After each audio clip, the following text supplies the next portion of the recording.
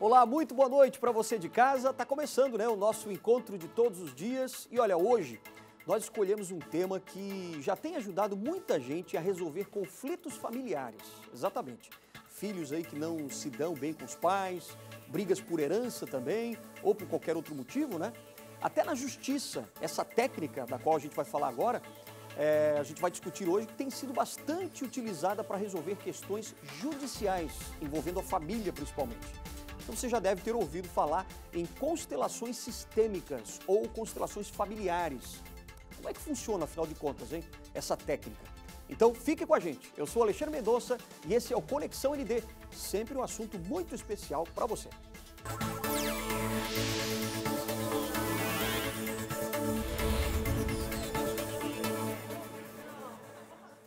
E olha, como hoje é quarta-feira, quarta é dia do comentarista que fala o que precisa ser dito, doa a quem doer. Exatamente. É a vez de Luiz Carlos Prates aqui no nosso Conexão ND. Muito boa noite para você, Prates. Eu já vou chamar aqui também a nossa convidada especial de hoje, convidada do Luiz Carlos Prates, que é especialista em constelações sistêmicas, a psicóloga Daniele Tedesco. Muito boa noite para você também, Daniele.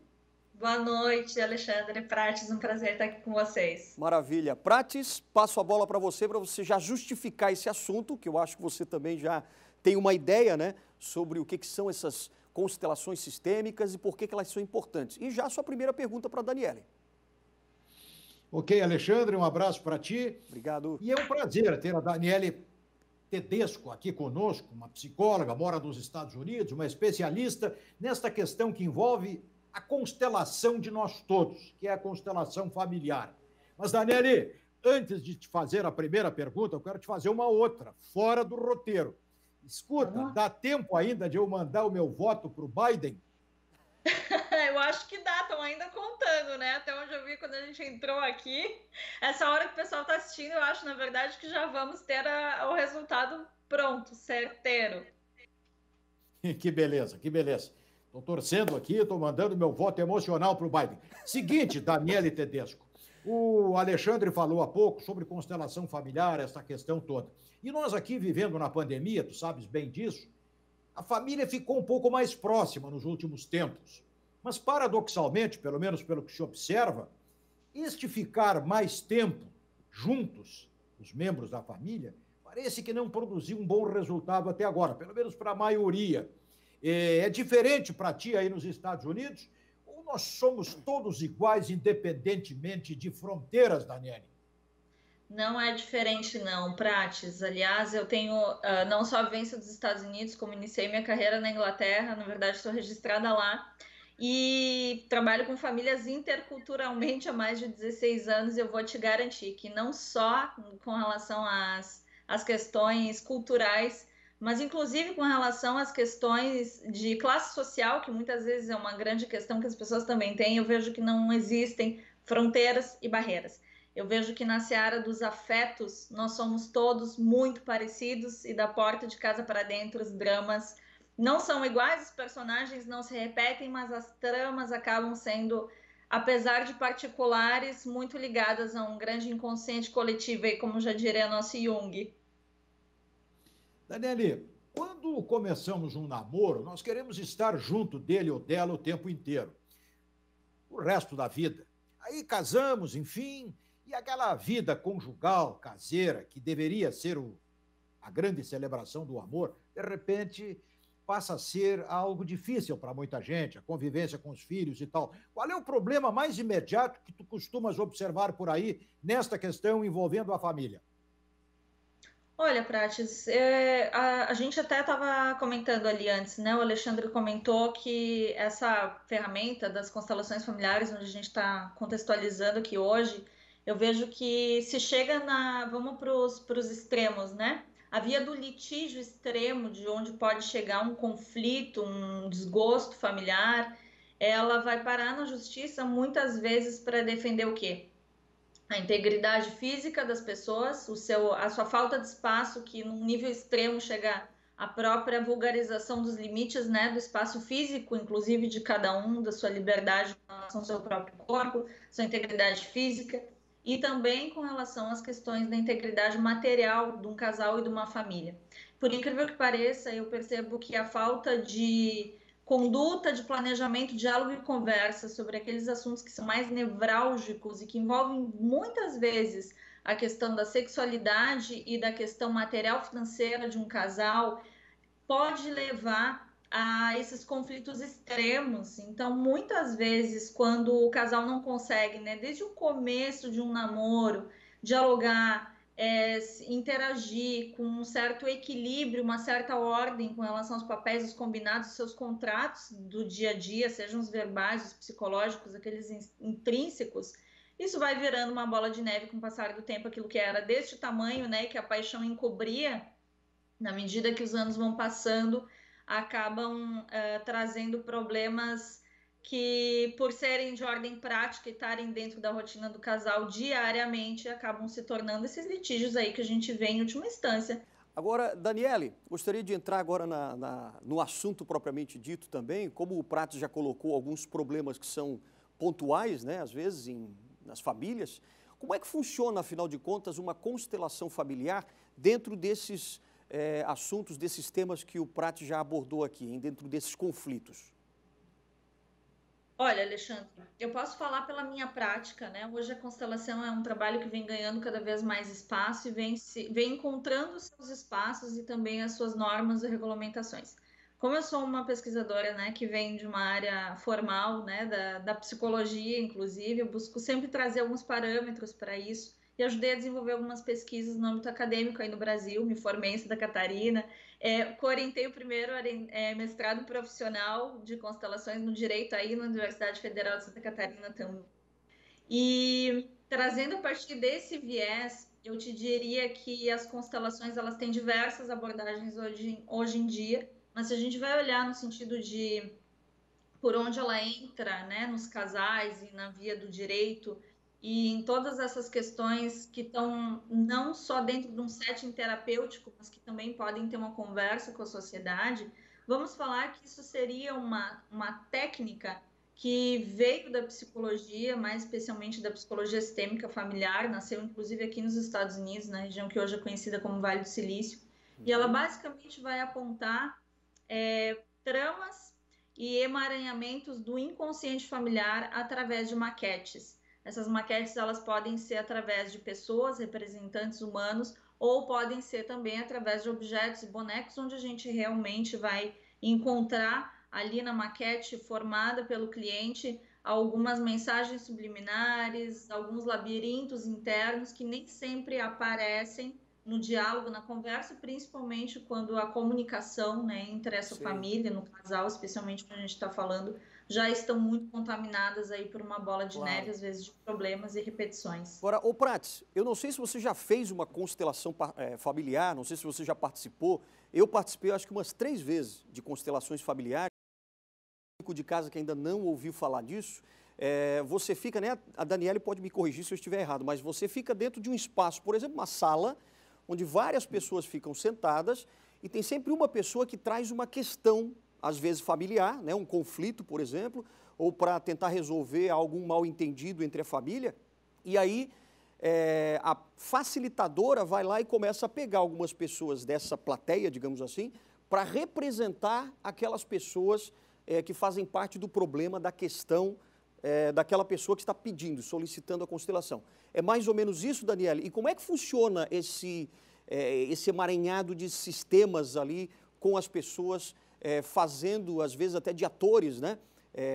Interpretando aquelas pessoas que estão ali no meio? Tu queres falar, Alexandre, sobre o funcionamento disso, como acontece? Isso, para o pessoal de casa mais ou menos entender. Certo. A gente tem diversas abordagens na psicologia, né? Uma delas é o psicodrama, que traz a dramatização, ou seja, a encenação e a tentativa de reproduzir algumas cenas, quase como se fosse a retrospectiva, né? De uma cena do crime, vamos dizer assim, onde a gente vai tentando rever aqueles passos e tentando encenar para tentar perceber o que aquelas pessoas sentem, como elas se comportam e tentar ali trazer novos movimentos para quebrar aqueles padrões nocivos ou ciclos viciosos. Dentro da constelação, a gente parte da noção de uma outra vertente da psicologia, que é a psicologia sistêmica, e basicamente trabalha o quê? a noção de que cada pessoa dentro da família, e aí talvez o pessoal de casa possa estar se perguntando, né, como é que uma pessoa sozinha pode resolver o problema de uma família inteira. Dentro desses estudos, começaram lá na década de 60, a gente começou a entender a partir dos pacientes que tinham sofrimentos muito graves, que não eram resolvidos com terapia individual, principalmente pacientes vítimas de esquizofrenia e outras doenças envolvendo as psicoses, né, os sofrimentos mais graves, que, claro, predispõe uma condição genética também, mas descobriu-se que existia o componente do inconsciente, a trama familiar, isso que a gente está falando. E o que acontece ali? A gente começa a perceber que a partir da recomunicação, uma conexão mais harmônica, mais adequada, dentre as mensagens que a família envia, né, para os seus membros familiares, é possível fazer com que aquele paciente de sofrimento extremo, que a gente chama de paciente identificado, ou bode expiatório, às vezes as pessoas chamam de ovelha negra, comumente falando, né? E muitas vezes a gente vai entender que aquela pessoa, na verdade, estava carregando uma série de problemas que outros membros da família não estavam enxergando entre si próprios ou entre outras alianças na família, às vezes escondidas, às vezes segredos para proteger alguém de alguma coisa, às vezes traumas muito grandes que fizeram com que a família deixasse de se comunicar de uma forma espontânea, adequada, limpa, com coerência, com espontaneidade. E então é ali que a gente acaba percebendo que, abrindo isso em grupo ou em maquete, se começa a perceber todas essas comunicações subliminares que ficaram ali, digamos assim, inflamadas, impedindo com que a família pudesse ter um amor ou uma comunicação que flua livremente para poderem conviver um pouco mais de paz e de harmonia. Perfeito. Prates. Daniele, te ouvindo, eu fiquei pensando naquela história que nos faz saber que o que nós somos conscientemente é a pontinha de um iceberg. Nós somos, na verdade, o grande iceberg do inconsciente. Isso me leva a pensar outra vez no período de molde, aquele período freudiano, do nascimento até os 5 anos, em que a criança indefesa tem a estrutura de sua personalidade formada, sem que ela se possa defender, pelo pai, pela mãe, pelo avô, pela avó, por esta constelação familiar. Tu concordas com isso ou a coisa é diferente?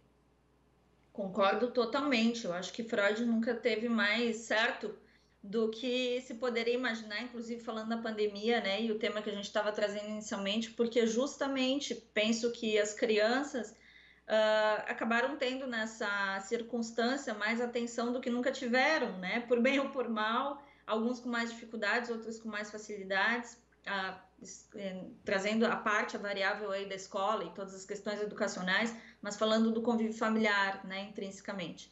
É evidente que a criança, enquanto ela ainda não tem a questão cognitiva comportamental, né, que vai iniciar ali a partir dos 5 anos, e onde a história dela, como tu bem está falando e trazendo, Prates, é contada pela família e é vivenciada a partir do que a família molda e trama ali naquela idade, com certeza o inconsciente da criança vai trazer aquela estrutura, aquele molde, aquele formato comunicacional. A gente tem que lembrar que o primeiro lugar que nós pertencemos, onde a gente aprende a se relacionar, nosso primeiro sistema qual é? É a família. E é por isso que muitas vezes o nosso comportamento diante de um grupo novo, de um relacionamento novo, de um trabalho novo, vem carregado de uma série de condicionamentos que nem nós sabemos muitas vezes de onde vem. E muitas vezes esses condicionamentos, eles vêm sim transgeracionalmente, não só ali dos 5 anos para trás, como inclusive da vida intrauterina e muitas vezes até dos antepassados.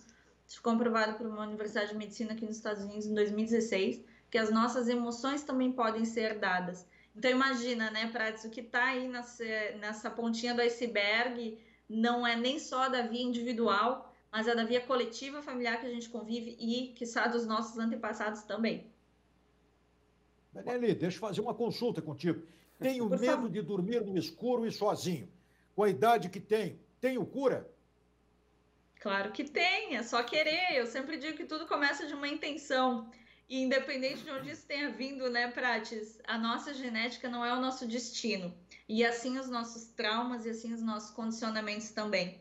Com consciência adulta de querer melhorar isso, é só passar por um diagnóstico de um bom profissional, né, onde se possa enfim, discernir se isso pode ser um trauma, se pode ser uma questão individual, ou quem sabe se possa ser também uma questão familiar e coletiva. Quem sabe mais pessoas aí ao teu redor, na família, tenham isso, e quem sabe nunca confessaram, e talvez isso possa estar envolvido em alguma questão familiar que tenha acontecido também.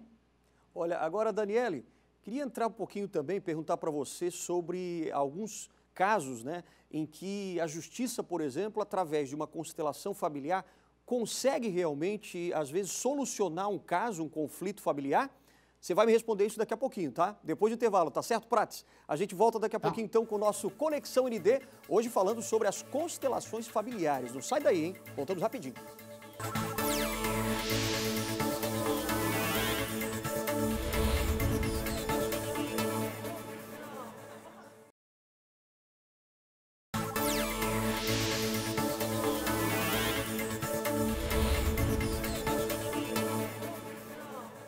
Estamos de volta com o nosso Conexão ND, hoje falando sobre as constelações familiares. Será que, por exemplo, elas funcionam até em questões judiciais, né, em processos? Será que dá para resolver algum problema familiar na justiça, utilizando a constelação familiar?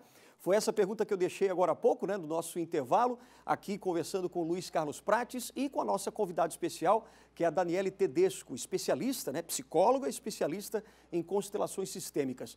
É possível mesmo, Daniele, você conseguir resolver alguns problemas na justiça também? Olha, Alexandre, essa é uma pergunta muito mais complexa, que envolve muito além de um sim e de um não. Se tu me permite Claro. abranger um pouco mais, eu diria que sim, mas com ressalvas. Como isso? Falando mais uma vez, né? O que eu posso falar é da minha experiência dos casos que eu tenho acompanhado, de como isso tenho visto isso funcionar. O direito, porque certamente tem muitas pessoas nos assistindo também que são operadores do direito e também clientes nesse sentido. Eu acho que é muito importante a gente esclarecer para a população, né, e não criar mais confusão ainda. O que tem que ficar claro? É quem na justiça está fazendo essa aplicação dessas constelações. Eu tenho a felicidade de dar assessoria para algumas pessoas, membros do Instituto Brasileiro de Direito de Família, e justamente ajudar a construir algumas regulamentações de forma que, através dessa boa intenção de resolver os afetos familiares, seja possível e viável, né, a gente respeitando o sistema judiciário que a gente tem no Brasil, encontrar formas de poder realmente inserir essa possibilidade para a justiça, mas sem ferir aquele espaço que é de composições e não um espaço terapêutico, e isso tem causado muita confusão nas pessoas. Então, o que a gente pode determinar aí, eu tenho vários alunos que são juízes, vários alunos operadores do direito, e eles têm encontrado formas muito criativas e muito possíveis de, mesmo dentro da lei, encontrar espaços, muitas vezes de assessoria fora dos espaços do judiciário, né, de uma vara de família, de um ambiente público onde se faça o serviço e o atendimento ao assistido, e encontrar em lugares neutros, ou seja, geralmente escritórios de advocacia que façam esse serviço de mediação, câmaras de mediação que inseram ali a constelação, porque existem formas, né, de legalmente a gente poder fazer isso, compreendendo que o operador do direito ele não pode ser o responsável por resolver aquilo que a gente está falando, algo da seara dos afetos. Quando uma família, um cliente vai buscar um operador do direito, um órgão de serviço público que auxilie ele com essas questões, Ministério Público, Defensoria Pública, a própria vara de família, ele vai ali, voltando ao que a gente falava no começo, muitas vezes, via de regra, pela questão da preservação da sua integridade física ou da sua integridade material. Ele não vai ali em busca da sua integridade emocional, e isso é o papel do psicólogo, e a gente tem que ter isso bem claro. É claro que essas coisas estão envolvidas ali nessas tramas todas, como o Prates falava, né? De ter como é que a gente pode dizer? A raiz, né? Aquilo que está embaixo do iceberg, sempre numa vara de família vai envolver as questões emocionais. Sim. Mas a gente tem que saber de que maneira fazer isso de forma pontual. Isso foi meu grande objeto de pesquisa lá nesse mestrado. Através de pesquisa, como a gente pode trazer essa ferramenta como algo que realmente possa auxiliar muito, e auxilia mesmo as pessoas que estão em litígio, né? Essas questões mais inflamadas que foram parar na justiça, para que realmente se possa resolver sem misturar essas coisas e causar um transtorno maior do que seria simplesmente tentar resolver pontualmente com uma sentença, e muitas vezes é o que a gente acaba vendo aí. Então, é uma equação que com muito estudo, pesquisa, diálogo, conversa, a gente tem conseguido chegar a alguns denominadores comuns, algumas práticas possíveis, e graças a Deus com ótimos resultados para essas famílias poderem saber que a vida e a família continuam independente da sentença que se tenha e que se tem que lidar com isso da porta de casa para dentro, né? Daniele, as famílias do passado eram numerosas, mas numerosas. Hoje elas estão resumidas, as mulheres não querem, nem os homens, não querem ter mais que 2 filhos, o terceiro já é o descuidinho, tá? Esta família menor facilita a educação, é melhor para as crianças? No que estas famílias menores são melhores ou não? Olha, Prades, eu acho que tudo a gente tem que olhar a partir de contexto, né? Contextos de época. Se a gente olha na geração lá até a década de 60, a gente tem uma outra constituição de família e de sociedade. E muito disso também vem com relação às necessidades de cada período, né? Até a década de 60, primeiro, as mulheres não usavam anticoncepcional, elas não tinham essa liberdade sexual que elas têm hoje em dia, e aqui não estou para levantar bandeira de uma coisa ser melhor ou pior do que a outra.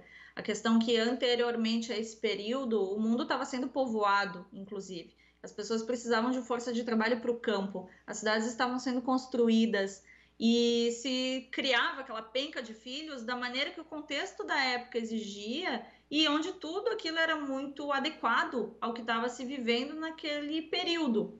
Se a gente analisa o que houve ali, né, na década de 60, basicamente o que aconteceu, isso é importante para quem está assistindo também compreender, né, onde houve aquela queima de sutiãs, a troca dos papéis entre homens e mulheres e tudo, muitas coisas que eu acredito que hoje elas estão muito confusas, na verdade, mas isso é um assunto para uma outra conversa. A questão é pensar que toda essa virada, ela aconteceu por quê? Não foi por vontade das mulheres que estavam insatisfeitas de trabalhar em casa e por isso elas queriam seu lugar na sociedade. Nada disso, as coisas funcionavam muito bem daquela maneira até aquele momento. O que aconteceu é que no pós-guerra, as mulheres acabaram precisando ir à luta porque simplesmente haviam perdido os seus companheiros, os provedores da casa, e não existia lugar para elas no mercado de trabalho. Então, elas precisaram lutar por espaços e postos de trabalho, precisaram ir à luta, não tinham mais os seus maridos para contar, e a sociedade acabou se moldando, e aí veio também, né, a possibilidade da pílula anticoncepcional, veio a possibilidade de definirem se um menstrual ou não, isso foi possibilitando estarem cada vez mais longe de casa, indo para o mercado de trabalho, e isso constitui a sociedade que a gente tem hoje dessa maneira. E ali é que a gente tem a questão, além do crescimento da população, mas a gente tem também a questão da mulher poder escolher, né, ter 2 e 3 filhos e poder também se ocupar de outras coisas que não só a maternidade. Se isso é bom ou ruim, eu não vou saber te dizer. Eu acho que é demais a gente supor, né, em termos qualitativos. Eu acho que cada família precisa determinar aquilo que é bom para o seu contexto. E, mais uma vez, volto para a questão lá do começo, que são os acordos de casal sobre os papéis de cada um, e isso é muito importante, sobre tudo que envolve a vida doméstica e familiar, e é uma complexidade enorme de tarefas, de obrigações, de atribuições, de compartilhamento de tarefas, e hoje em dia as pessoas não têm mais referência, né, do modelo a seguir. Antigamente se seguia o modelo dos pais, dos avós. Hoje em dia está todo mundo numa equação muito difícil de resolver, porque os rearranjos são acordos que casal a casal vai poder fazer os seus combinados a partir daquilo que está vivendo. E aí, mais uma vez, a questão material e econômica, que também é objeto ali da questão da justiça, por que a gente traz ferramentas como essas para tentar resolver, tudo está muito diferente nas questões das varas de família. E, inclusive, por essa mudança da sociedade, problemas que hoje a gente está vendo que são novidades, né? Então, acho que nada melhor do que o casal definir o que é bom para si, ter seus acordos e pegar junto para poder realmente cuidar dessa unidade familiar quando resolvem, né? Que esse é o destino de cada um. Prates, acho que dá tempo de fazer mais uma perguntinha. Seguinte, Daniela, tu sabes que os casamentos hoje estão durando aquele tempinho de chuva de verão.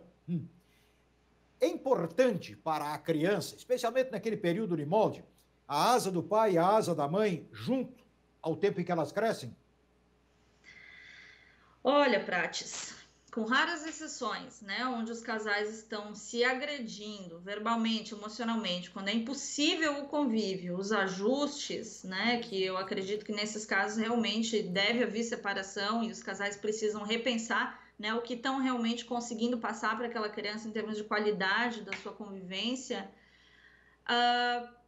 Em termos de saúde mental e emocional, não só para a criança, mas para todos, vejo, inclusive pelas questões que eu acompanho aí com meus alunos que são operadores do direito, que está faltando tentar mais um pouco.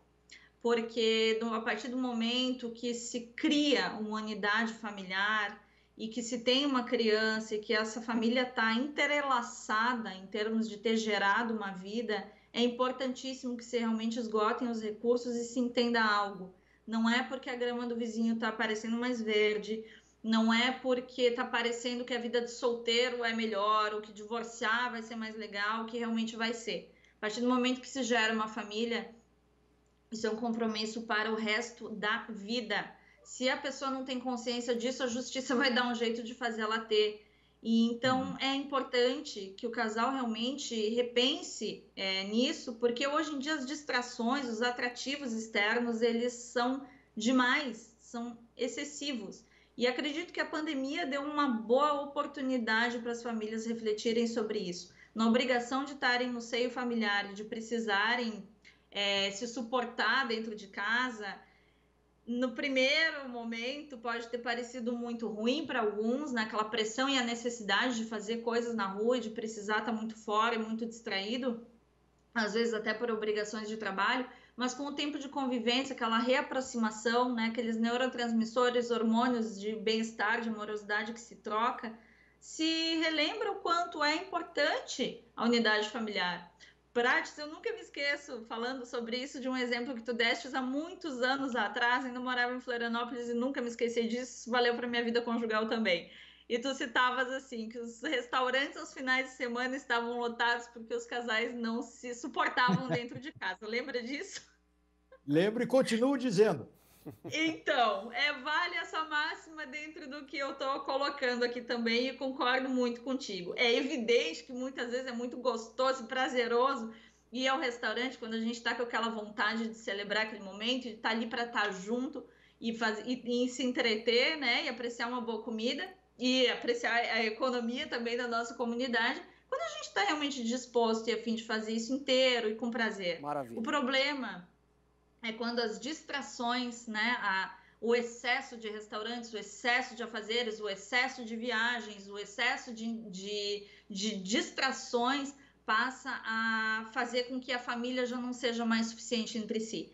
Perfeito. E a família ela tem que se bastar, ela tem que ser autossustentável, ela precisa, dentro de casa, ter um bom ambiente, ter um lar, apesar das atribulações do dia a dia, reaprender a importância do diálogo, a importância da harmonia, a importância de poderem se inteirar, se olhar no olho, se tocar, falar, elogiar, conversar, pegar no pé se for necessário, mas para que se tente fazer essas composições, porque simplesmente, como a gente estava falando, cortar um laço corta na teoria, porque na prática, a partir do momento que se tem uma vida gerada, isso é para sempre.